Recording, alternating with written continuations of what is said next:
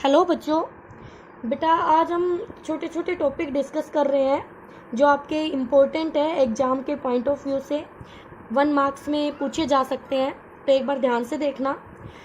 पहली टर्म है dielectric strength. Dielectric strength क्या होती है बेटा? ये किसी भी मटेरियल मीडियम की होती है कि कोई भी मीडियम कितना इलेक्ट्रिक फील्ड सहन कर सकता है। इसका मतलब ये नहीं है कि आपके पास जैसे एयर है तो एयर में आपको पता है कि एयर इंसुलेटिंग प्रॉपर्टी रखती है और चार्ज को फ्लो नहीं करती, लेकिन इसका मतलब ये नहीं है कि आप उस रीजन में मन में आए उतना इलेक्ट्रिक फील्ड अप्लाई कर दे और एयर वहाँ पे तब भी इंसुलेटिंग बिहेवियर रखे। ठीक है, तो यही चीज़ उसकी स्ट्रेंथ को डिफाइन करेगी। तो ये कहता है कि जो मीडियम अपनी इंसुलेटिंग प्रॉपर्टी को बिना लूज किए मैक्सिमम जितना इलेक्ट्रिक फील्ड सहन कर सके वो उसकी डाइलेक्ट्रिक स्ट्रेंथ होती है।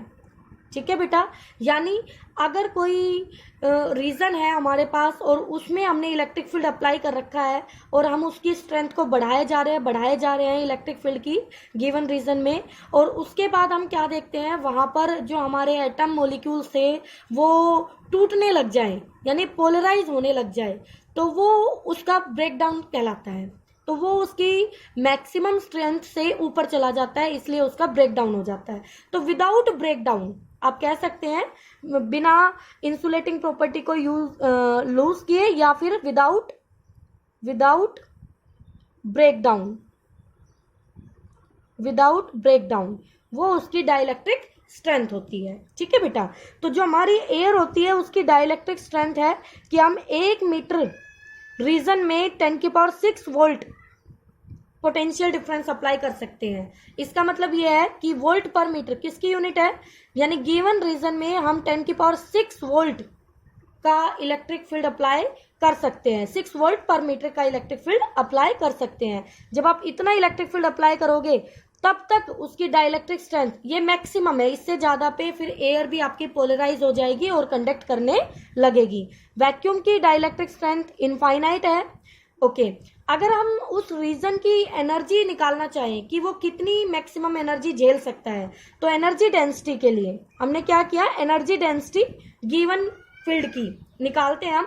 तो एनर्जी डेंसिटी होती है ½ε0 E², और एप्सिलॉन नोट देखो बेटा, एप्सिलॉन नोट की वैल्यू आप पुट कर रहे हो यहाँ पर, तो ये आपने 8.85 इंटू 10⁻⁻12 और ई की वैल्यू पुट कर दी आपने 10⁶।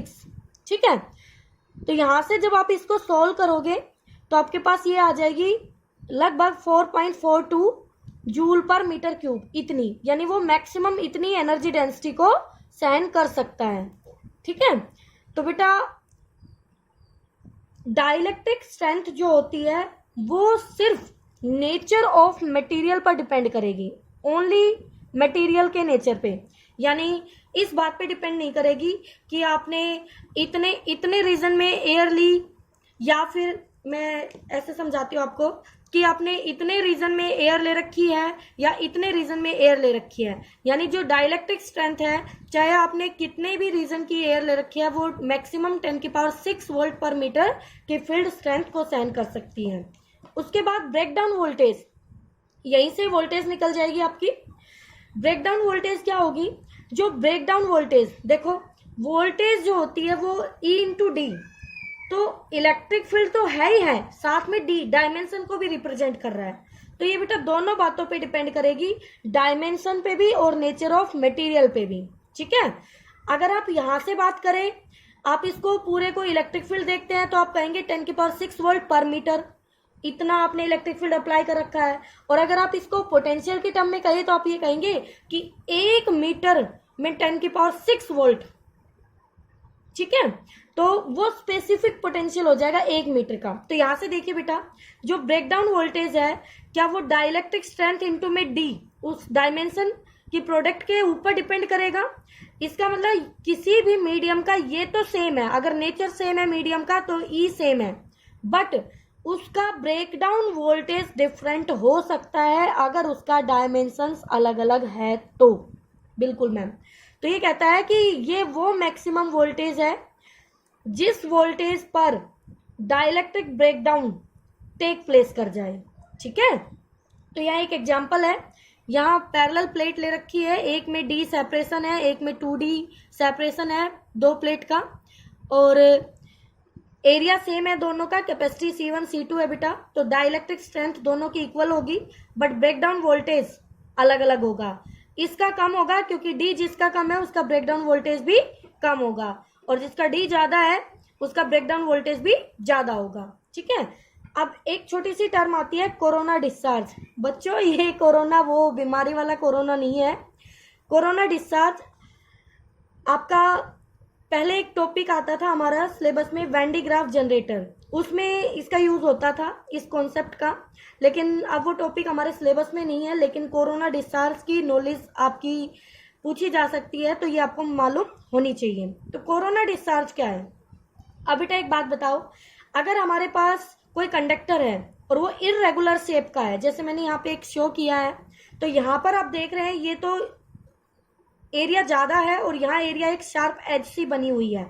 तो जहाँ पे एरिया ज्यादा है वहां पे चार्ज दूर दूर हो जाएगा, और जहाँ पे पॉइंट एज बन रही है वहां चार्ज ज्यादा अकुमुलेट हो रहा है, यानी कि भीड़ सी हो रही है कम जगह में। तो यहाँ पे सिग्मा लेस होगा और यहाँ सिग्मा हाई होगा। अब जहाँ चार्ज ज्यादा होगा उस जगह का पोटेंशियल भी ज्यादा होगा। तो जब पोटेंशियल इतना ज्यादा हो जाए कि उसकी सराउंडिंग एयर क्या हो जाए, उसका ब्रेकडाउन हो जाए, उसका ब्रेकडाउन हो जाए, तो वो चार्ज क्या करने लगेगा, एयर में फ्लो करने लगेगा। तो यही होता है कोरोना डिस्चार्ज। तो देखिए यहाँ पर ये कहता है it is the discharging action of sharp points. ठीक है, चार्ज का डिस्चार्जिंग करने लग जाता है शार्प पॉइंट्स पर। तो पॉइंटेड एंड्स जहां का रेडियस ऑफ कर्वेचर लेस हो, सिग्मा हाई हो, इलेक्ट्रिक फील्ड हाई हो, तो वहां डिस्चार्जिंग टेक प्लेस हो जाता है। तो ये होता है बेटा हमारा कोरोना डिस्चार्ज। ओके, ये छोटी छोटी टर्म्स थी बच्चों, तो इनको आप पढ़ें अपनी बुक से और इनको नोट डाउन करें। अब एक बहुत ही इंपॉर्टेंट न्यूमेरिकल है, वो देख लीजिए। इसमें क्या डिस्कस कर रहा है, ये क्या गिवन प्रॉब्लम में है, बहुत ही इजी सा है, तो इसमें ध्यान से सुनना बच्चों। एक कैपेसिटर दिया हुआ है हमें 900 पिकोफैराड का, और उसको 100 वोल्ट की बैटरी से चार्ज किया है। फिर कहता है चार्ज करने के बाद बैटरी हटा दो और एक दूसरा सेम कैपेसिटी का कैपेसिटर ले आओ और उन दोनों को कनेक्ट कर दो। तो पहले कहता है जब 100 वोल्ट से इसको कनेक्ट करेंगे 900 पिकोफैराड वाले को, तो पहले उसकी एनर्जी चेक करो, उसकी कितनी एनर्जी स्टोर होगी, और फिर जब बैटरी हटा के सेम कैपेसिटी वाले कैपेसिटर से कनेक्ट करेंगे, फिर बताइए एनर्जी स्टोर कितना होगा उस सिस्टम का, और रिमेनिंग जो बची हुई एनर्जी है वो कहाँ चली गई, मतलब यहाँ से यहाँ जब हम पहुंचे तो वो बची हुई एनर्जी कहाँ चली जाएगी।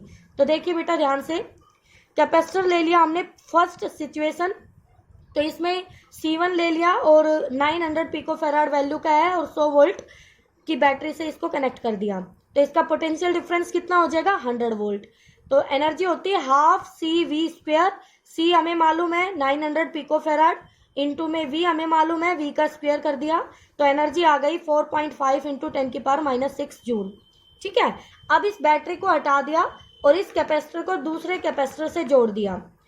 अब पहले वाले कैपेसिटर का तो पोटेंशियल 100 वोल्ट है बेटा, क्योंकि इसने इतना चार्ज यहाँ से चार्ज हो चुका है, इसकी कैपेसिटी ये है, इसका चार्ज हम निकाल सकते हैं, तो इसका पोटेंशियल 100 वोल्ट था, और जिसको हम अब लाके जोड़ रहे हैं वो 0 पोटेंशियल पे है, उसको हमने चार्ज नहीं किया है, तो कैपेसिटी है उसकी और पोटेंशियल 0 है। लेकिन जब हम कनेक्ट करेंगे तो इसके पास चार्ज है और इसके पास नहीं है, तो हाई पोटेंशियल से लो पोटेंशियल क्या चार्ज फ्लो करना शुरू करेगा, कब तक, जब तक दोनों पोटेंशियल सेम ना हो जाए।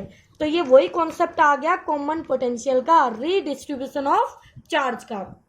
तो बेटा हमने कॉमन पोटेंशियल कंडीशन लगा दी, V equal to C1 V1 plus C2 V2 upon में C1 प्लस C2। तो जैसे आप इसको सोल्व करेंगे आपको दोनों का पोटेंशियल 50 वोल्ट मिल जाएगा। तो फाइनली आपके पास 900 दोनों का 50 वोल्ट पोटेंशियल डिफरेंस मिल चुका है। अब ये फर्दर चार्ज को ट्रांसफर नहीं करेंगे आपस में, तो इसका पोटेंशियल भी पता है, इसका भी पता है, तो दोनों की कैपेसिटी सेम, दोनों का पोटेंशियल सेम, तो क्या हाफ CV² हाफ CV² हो जाएगा, बिल्कुल मैम। तो यहाँ से इनकी एनर्जी निकल के आई 2.25 इंटू 10⁻⁻6 जूल। अब ध्यान से देखिए बेटा, यहाँ पे थी 4.5, -6 तो -6 सेम है, कॉमन है, तो 4.5 और 2.25, तो ये एनर्जी ज़्यादा है और ये एनर्जी कम है इस सिस्टम की। तो हमारी जो एनर्जी है यहाँ से यहाँ पहुँचने में, वो एनर्जी कहाँ चली गई? तो आपको अच्छे से पता है कि जब चार्ज जाएगा कंडक्टिंग वायर्स के थ्रू तो वो हीटिंग इफेक्ट करेगा और वो हीट की फॉर्म में लॉस हो जाएगी। तो देखिए, जब एक चार्ज कैपेसिटर को हम किसी दूसरे अनचार्ज आइडेंटिकल कैपेसिटर से कनेक्ट करते हैं तो जो एनर्जी स्टोर होती है सिस्टम की वो U/2 थी और हीट लॉस U/2 थी, बिल्कुल। अब एनर्जी स्टोर ईच कैपेसिटर में कितनी हो जाएगी? तो ये तो दोनों की मिलके थी ना, तो दोनों की अपनी अपनी कितनी हो गई? इसका भी हाफ कर दो, U/4। ठीक है बेटा, अब ये दो ट्रिक्स हैं आपके लिए। अगर आपके पास कॉमन पोटेंशियल के कैपेसिटर का क्वेश्चन आता है तो ध्यान से देख लेना उनकी प्लेट कैसे कैसे कनेक्टेड है। अगर दोनों कैपेसिटर की प्लेट पॉजिटिव से पॉजिटिव और नेगेटिव से नेगेटिव है तो बेटा जो हमने डेरिवेशन किया था वो इसी तरह से किया था। तो वहाँ पे कॉमन पोटेंशियल का formula C1V1 plus C2V2 upon में C1 प्लस C2 था। ठीक है, और अगर वो अपोजिट पोलरिटी के साथ कनेक्ट है, यानी पहले कैपेसिटर का पॉजिटिव और दूसरे की नेगेटिव प्लेट आपस में जुड़ी हुई है और इसकी नेगेटिव पॉजिटिव से आपस में जुड़ी हुई है, तो फिर क्या होगा? तो एक को आप जो बड़ी है आपको पता चल जाएगा। तो V = C1V1 minus C2V2 upon में C1 प्लस C2, आपको ये वाला फॉर्मूला यूज करना है। ठीक है बेटा, तो ये बहुत ही इंपॉर्टेंट है, आपकी NCERT प्रॉब्लम है, इसको अच्छे से करना। और कोई डाउट हो तो आप डिस्कस कर सकते हैं। ओके बच्चों।